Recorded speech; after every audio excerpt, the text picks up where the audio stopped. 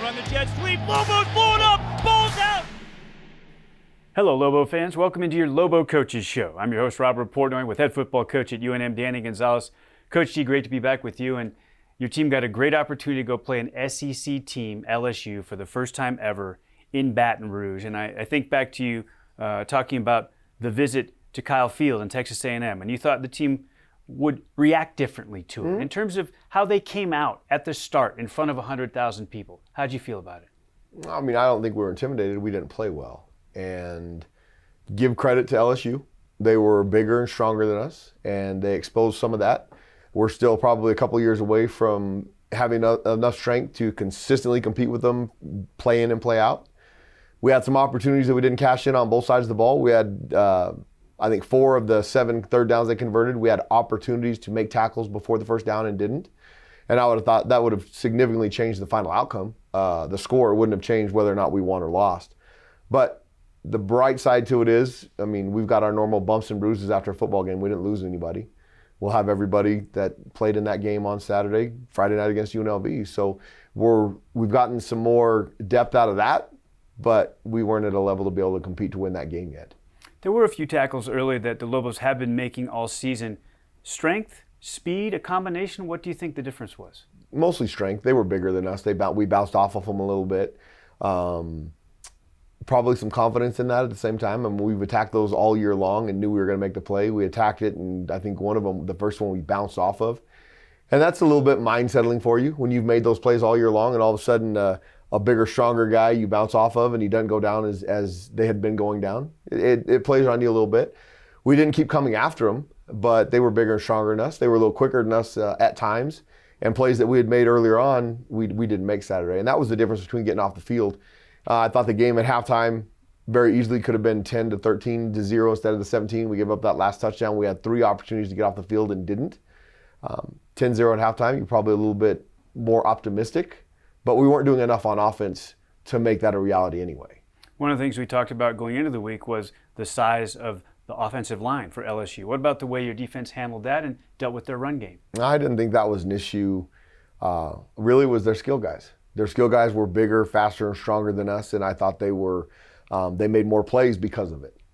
So the Lobos and LSU, Tiger Stadium, Baton Rouge, 100,000 people, they weren't intimidated at all by the moment, though. That's progress, right? That is a lot of progress. I thought the week of preparation was good. I thought Friday and Saturday at the hotel, everything was like a normal game week. And I thought the feeling during warm-ups and going out to play the game was no big deal. I mean, our first drive on offense, we make positive yards, we get to a 3rd and 2, and we miss a read on an option play that if we had that ball, Nate Jones might hit his head on the goalpost. And if it's 7-0 Lobos, there's a chance at a different just continuation of the game. You get some, I mean, when you play above yourself, oftentimes you get some momentum that they can't stop. And we had an opportunity that we just didn't seize that opportunity. One thing we also talked about leading into the game was the speed, the escapability, if you will, of Jaden Daniels, the quarterback that you know so well from your time with him at Arizona State. It didn't seem like he beat the Lobos in the scramble, but man, he got the ball out early, especially early on in the game. It seemed like they had a game plan to throw short, and it worked. They did. They didn't want to sit him back there in the pocket. They thought we could get to him, which we did. They were able to dump it off to the backs a couple times in some of our zone coverages, and he was able to get positive yards. And then, like I said earlier, we bounced off a couple of their receivers that were going to get off the field. It's going to eliminate some of their offense. He scrambled on a 4th down and got a 1st down. I think it was the play that he got hurt on. That was, I mean, the week before against Mississippi State, he had 10 carries for 98 yards. That wasn't the case on Saturday. But he was able to get the ball out of his hand. He's got a strong arm. And their guys, they made plays that we didn't. The Lobo offensive game plan included just 7 passes. What about the way that you operated on that side of the ball? The run game, a couple of nice plays early on, but it was difficult to get to the edge, it looked like. Yeah, they were faster than us, obviously, getting to the edge, and they were more physical on the outside. I didn't think they physically beat up our offensive line. We had a lot more positive runs inside. Probably should have stuck to that. Our idea going in was if we could mix some of that up and get to the perimeter and have a chance. We didn't block well enough on the perimeter to have a chance. The very first 3rd and 2, it's 2 one-on-one blocks out there, and they defeated both of them and tackled Luke for no gain. If we can block those guys, and as we go down the season, we'll be back to similar competition. We'll see what the outcome is. All right, the Lobos fall 38-0 to LSU in Baton Rouge. We come back with first half highlights next. We're back with Lobo football coach Danny Gonzales on your Lobo Coaches Show. It's time to get into first half highlights. New Mexico and LSU in Tiger Stadium. The Lobos go to Death Valley for the first time. Great environment, Coach. Oh, I thought it was a really good environment. Obviously, we won the toss again. We're on a good little streak right there. We decided to bring it out of the end zone. We had a couple guys get beat on the front line, but Christian Washington did a nice job getting it past the 20. And here's our first series. Now, ideally, we would have thrown this ball out here to the perimeter, see if we get some, but we got positive yards inside. Jaden did a good job. I mean, there's a nice run right there by Nate Jones. So we got a 3rd and 1.5 opportunity. If we convert that, we can keep momentum. If we hand the ball down to Nate, there's a good chance that ball's going to go for a while. Now, we had a terrible punt. It went off the side of Aaron's foot, and then we gave him the ball in great field position. They completed a couple passes, and right here, I mean, he made a miss before we even got there. Made a move before we even got there, and was able to get the first down, and then they put the ball down here in the end zone. We had a couple guys bounce off of him. I mean, that's getting in the weight room. We need to get bigger and stronger. So LSU goes up 7-0, and here's a play. You get Miles Kendrick on the edge. What a beautiful diving catch by Jordan Porter. You know, Jordan Porter, this led to our first down of the game. I mean, this was our second drive, so there's some, okay, we're going to have an opportunity to move the ball. Well, we only got one more the rest of the game, so obviously I was wrong at that point right there. Nice inside run. I thought our O-line did a pretty decent job blocking their defensive line, which everybody told us all week wasn't going to happen. We just didn't do a good enough job out on the perimeter. And outside of that first punt, I thought Aaron did a great job all night. The coverage was pretty good all night. The one that they returned that came back, there was about 3 clips, blocks in the back, and they called the one on Rico. Really nice tackle by Rico Hanna there in special teams. And here's one. They hit a big one over the top here in this first quarter. They did. You know, AJ was sitting on an out route. The guy gave him a stutter step and then took off, and he got over the top. And then, I mean, we were able to hold him to a field goal on this possession right here, which is, you know, more of the stuff. I mean, I thought we'd be able to get off the field on 3rd down, get some pressure in Jaden's face, and keep them from scoring big points. So now you've got a possession here, and you want to get Miles some time, but they're able to get into the backfield. They did. We had a couple screens set up. We had a couple things set up there to get the ball out of Miles' hands quick. We tried to go drop back right there, and we missed 2 to the field. I'm surprised every time he runs by the strength of Christian Washington. We saw in camp his ability to make people miss in the hole and those kinds of things, but he's a strong freshman. Very strong kid. He's over 200 pounds. There's the block in the back right there. There was a couple more on this play. I mean, that would have been a big turning point in the game, being a 17-0 in the first quarter. But, I mean, we were covering good. You got to block them right. Again, the short passing game, they were getting out of Jaden Daniels' hands really quickly. That right there was an assignment mistake. If we cover the back like we're supposed to, we're going to sack Jaden Daniels. I mean, we did a couple of those things on the night. He did a really nice job of escaping a couple of opportunities. That one hurt right there. I mean, we got an opportunity to get him a field goal. Now, they missed the field goal on this same drive, but we can't make penalties like that and give them a chance. There was a big-time pick route right there, and, you know, I want to give the SEC referee unit that did that game, they did a great job of calling the game. I thought they called it fair for both teams, and oftentimes when you go down to those places, you don't get calls. Now, it didn't change the game because they were the better team that night, but I thought they did a fair job. There's Justin Harris right there on a sack. We got to Jaden Daniels. They didn't want us to get pressure, so they had a quick game set up, and they were able to complete some of those passes and bounce off of us at times.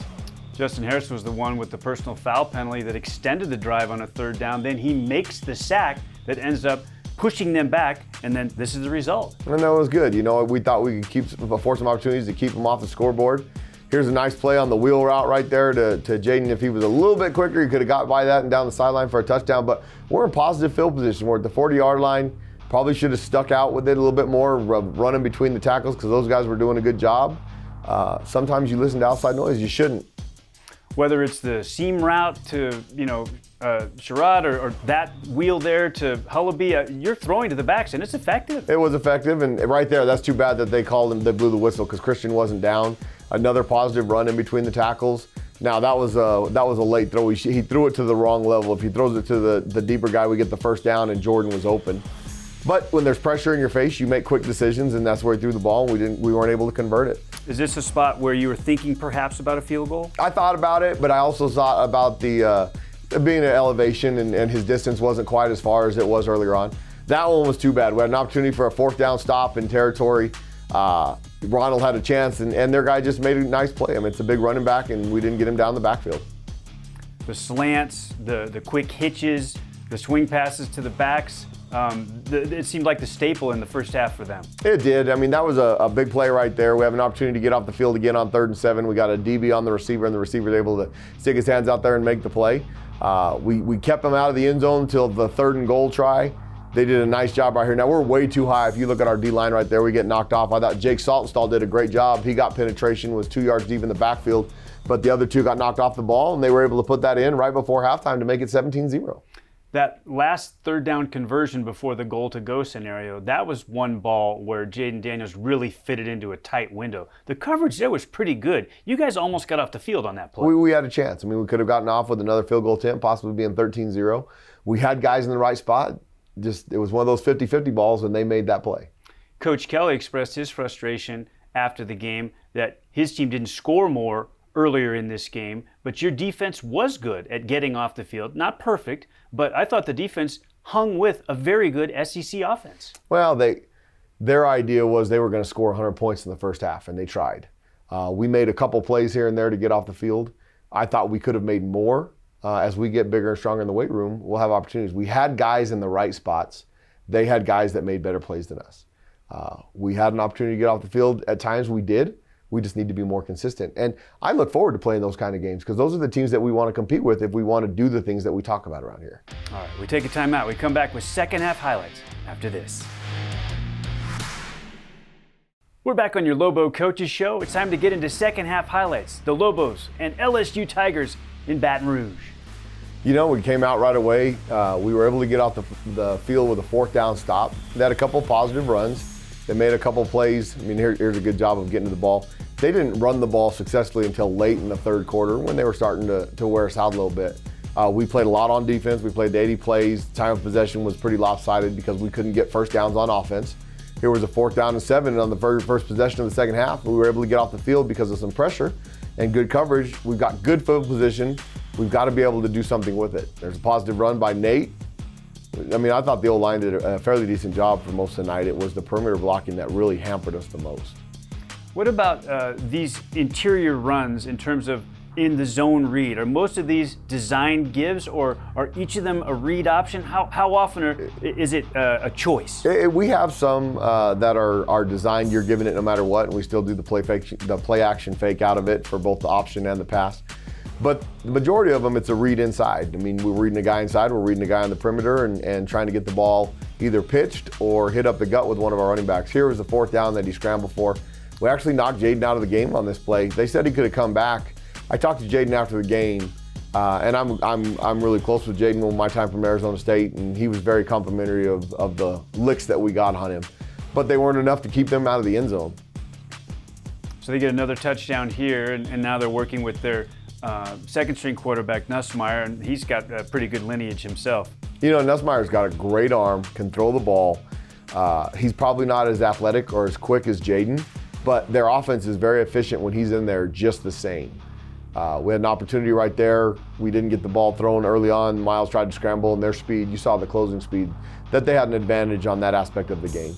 There's another opportunity right there where we had a chance to make a tackle and get him in a 3rd down situation, but we don't react well enough, and they made some really good moves after the catch.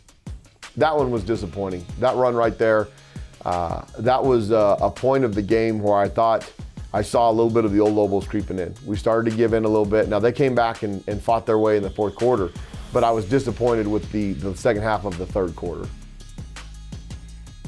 What about overall in short yardage and the way that your defense performed in those scenarios? You know, we were 50-50 on short yardage, which short yardage, the offense has a significant advantage. I thought their last 2 touchdowns were effort touchdowns. The play that you saw Adari Halsey make against UTEP, where we ran him down and punched it out of bounds. We got guys that can get that guy on the ground, and we've been out there for a long time, and they let that moment get to them. That's still part of the program that we're building, and that was my biggest talk about after the game, was the disappointment in that. One thing that I noticed in the second half, Coach, in particular on the defensive side of the ball and up front, that you were rotating, and we saw some different jersey numbers making plays from the defensive line. Like, I thought Bryce Santana had a very nice second half. You know, he got some pressure on the quarterback. When you go to a place that it's humid like that, we had a couple guys that had come out with cramps. Our kids take a lot of pride in playing hard. Our kids take a lot of pride in being physical and being aggressive. And I don't think, if you noticed, we didn't get anybody carried off the field, and they had to come get a couple of their guys. I think that's as much mental as it is physical. So there's positives from the way we're building them. We still need to get bigger, faster, and stronger, though. And there was Bryce Santana with the lone turnover for the Lobos. That was good. We had 2 opportunities to get the ball. We had knocked 2 of them on the ground. We recovered 1 of them. So we're able to keep the takeaway streak alive. I had a little good conversation with Jaden at the end of the game. I mean, he's a really good quarterback. He's got a great arm. I thought he knew what they were going to do against us, and I thought they were pretty successful in doing it. We just need to get bigger, faster, and stronger still. We think that he hit his head when he landed on that one play, and they evaluated probably for concussion symptoms. They looked at it for concussion. His head was fine. It was more hip pointer and back, lower back. They said he could come back in the game. I don't think he wanted to, but he didn't need to. So what were your overall takeaways? Obviously, you've been to Kyle Field. Now you have LSU in Baton Rouge on tape. You can kind of, compare and contrast. What was the feeling about this one after you got to look at it on film? Obviously, we need to get bigger, faster, and stronger. The speed on defense on the long ball, AJ got ran by. He covered that route a couple times later. So that aspect of it, the speed, overall speed of running one end of the field to the other, wasn't a big separation. The quickness and agility on the catch caught us off guard a little bit. And I thought their receivers were really strong. And then on the perimeter on offense, we didn't do a good enough job blocking to give our playmakers room and space. Luke had an opportunity on one. Those guys closed on him a little bit quicker than we anticipated. I thought we ran the ball okay inside for some of the game. We probably should have stuck to that more. But they're bigger and stronger than us. And as the game went on, it played out. That's getting in the weight room and continuing to build that. Perimeter blocking, something very important for your style of rushing attack, and it's going to be important moving forward, regardless of this game. It is. We have to correct some technique stuff. The thing that I think the receivers are starting to understand, the better they block on the perimeter, the more they're going to be open when we throw the ball. Now, we still have to do a better job of winning one-on-ones and when we drop back pass of winning those battles so that Miles can throw the ball to him. I think you should see more of that this week and as we continue through the next 8 guaranteed games. All right, the Lobos play in the primetime slot in Vegas on a Friday night this week. We preview UNLV next. Back for a final time on your Lobo Coaches Show with head football coach at UNM, Danny Gonzales. I'm Robert Portnoy. Coach Gisto, your football team is 2-2, and you go to Sin City. You take on UNLV in Vegas. It's your team's first look at Allegiant Stadium, and that's going to be another one of those aha moments because it is an impressive facility. Yeah, I've seen it from the outside. We didn't get the opportunity when we were in Vegas in 2020 to even go over there. So it'll be exciting for our kids. It'll be another opportunity to go in an 80,000-seat stadium where an NFL team plays. Now, I coached at a place where an NFL team played for a long time, and there's certain advantages with the tick marks and all those things. We'll address some of those things with our kids during the week of practice so that they know. But it's another opportunity for us to play a Mountain West Conference game, get back into our conference game. Coach Arroyo's done a fantastic job there. They might be the hottest, best playing team in our league right now. And so I'm excited for the opportunity to go and compete against them. It is a Friday night game, and it's after you get home at 2 in the morning from a trip down south. It makes for a very short week. What about the mechanics of preparation? Well, we practiced this morning. We don't normally practice on a Monday. The kids came in last night. When you get your tail whooped like we did, my philosophy is you can't take it easy on them. Nobody feels sorry for them. Maybe their moms and their girlfriends do, but nobody else does. So why make it easy? So we went right back to work last night. We practiced this morning. They licked their wounds and we're ready to move on. Fans should know the commitment, and this is not to say that it's tough, but it's what you guys do and what you love. How early was the coaching staff in that morning after you guys arrived at 2 a.m. on a Sunday? I got there about 7:30. We got home. When we got done unloading the buses, everything, it was close to 3 o'clock. Got the family home. When you get beat that bad, you don't really sleep. I was just laying there thinking about all kinds of things. So 7 o'clock, I got up, took a shower, and just came on in. Coaches were in by 8, so we could start getting a game plan ready, because we had to get it ready before the guys came back over to both review the previous game and get a game plan in for this morning's practice. When you look at the paper and you see the scores, some big numbers being put up by the UNLV offense. It starts with that quarterback, Brumfield. Doug Brumfield's a great player. They have a transfer running back from Louisville who's 6'3", 230. I think their wide receivers do a great job of making competitive catches. And they've been successful moving the ball. I mean, they scored points on everybody. Cal held them to 14. They had a couple of good defensive ends, but Doug Brumfield is playing exceptional football right now. Well, the lone loss against Cal on the road, a Pac-12 team, a game they could have won. They could be unbeaten. They were 4th and goal at the 8-yard line with under 2 minutes to go.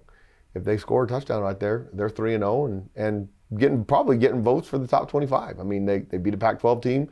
They would have beaten a Pac-12 team on the road.